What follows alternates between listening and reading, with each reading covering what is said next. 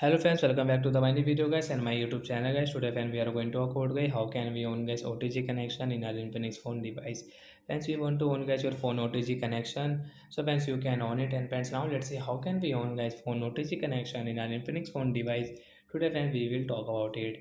So before starting video friends first of all go and subscribe the channel guys, click the bell icon, like the video. So friends we will own our phone setting guys.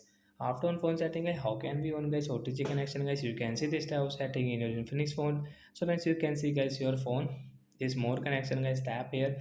So once you can see guys your OTG connection, once you can see not connected with the OTG cable for over 10 minutes. So once you can on and guys you can use your phone OTG connection guys without any problem guys.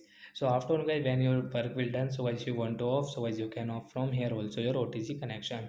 So like that guys we can turn on and then we can turn off guys phone OTG connection. So that's it guys, thanks for watching the video. Bye bye friends, we will meet on next video with new topic.